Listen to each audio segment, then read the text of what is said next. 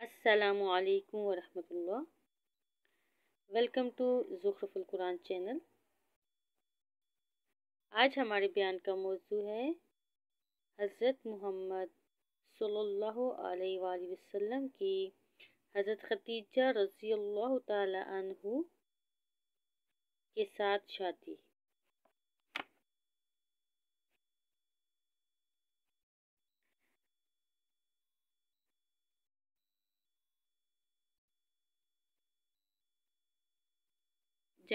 جفاکشی کی زندگی۔ انفوان شباب میں رسول اللہ صلی اللہ علیہ وسلم کا کوئی معین کام نہ تھا، البتہ یہ خبر متواتر ہے کہ آپ صلی اللہ علیہ وسلم نے بکریاں چرائیں۔ آپ بکریاں چراتے تھے۔ آپ نے بنو سعد کی بکریاں چرائیں اور مکہ میں بھی اہل مکہ کی بکریاں چند کی رات کے اوٹس چراتے رہے۔ 25 سال کی عمر میں حضرت محمد صلی اللہ علیہ وسلم کی شادی حضرت خدیجہ سے ہوئی۔ 25 سال کی جب عمر ہوئی تو حضرت خدیجہ کا مال لے کر تجارت کے لیے ملک شام تشریف لے گئے۔ ابن اسحاق کا بیان ہے کہ خدیجہ بنت خولید ایک معزز مالدار اور تاجر خاتون تھی۔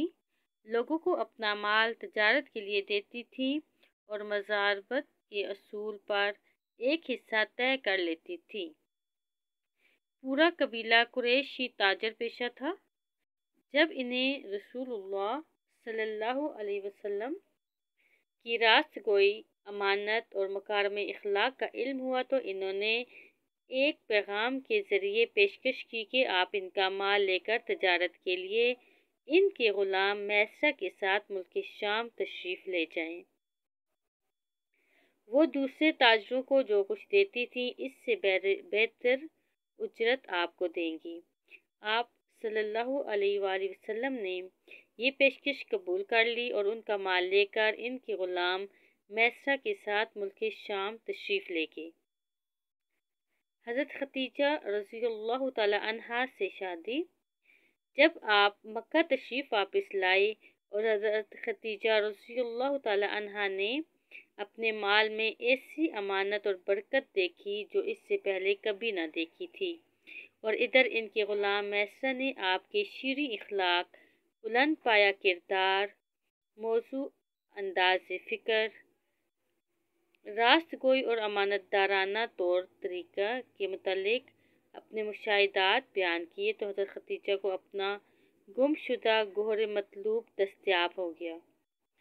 اس سے پہلے بڑے بڑے سردار اور رئیس ان سے شادی کے خواہاں تھے، لیکن انہوں نے کسی کا پیغام منظور نہ کیا تھا۔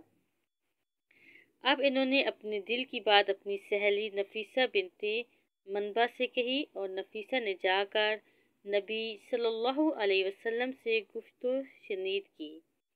آپ صلی اللہ علیہ وآلہ وسلم راضی ہو گئے اور اپنے چچاؤں سے اس معاملے میں بات کی۔ انہوں نے حضرت خدیجہ کے چچا سے بات کی اور شادی کا پیغام دیا۔ اس کے بعد شادی ہو گئی۔ نکاح میں بنو ہاشم اور روسائے مضر شریک ہوئے۔ یہ ملک شام سے واپسی کے 2 مہینے بعد کی بات ہے۔ آپ صلی اللہ علیہ وسلم نے مہر میں 20 اونٹ دیے۔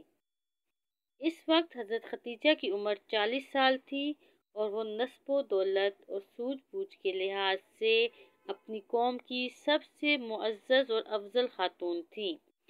یہ پہلی خاتون تھیں جن سے رسول اللہ صلی اللہ علیہ وسلم نے شادی کی اور ان کی وفات تک کسی دوسری خاتون سے شادی نہیں کی تھی۔ ابراہیم کے علاوہ رسول اللہ صلی اللہ علیہ وسلم کی بقایا تمام اولاد انہی کے بطن سے تھی۔ سب سے پہلے قاسم پیدا ہوئے اور انہی کے نام پر آپ کی کنیت ابو قاسم پڑی۔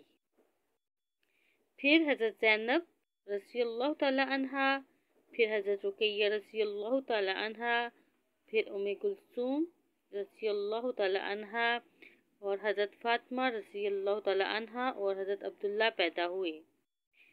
عبداللہ کا لقب طیب اور طاہر تھا۔ آپ صلی اللہ علیہ وآلہ وسلم کے سب بچے بچپن ہی میں انتقال کر گئے۔ البتہ بچیوں میں سے ہر ایک نے اسلام کا زمانہ پایا، مسلمان ہوئیں، ہجرت کے شرف سے مشرف ہوئیں، لیکن حضرت فاطمہ رضی اللہ تعالیٰ عنہا کے سوا باقی سب کا انتقال آپ کی زندگی میں ہی ہو گیا۔ حضرت فاطمہ کی وفات آپ کی رحلت کے 6 ماہ بعد ہوئی تھی۔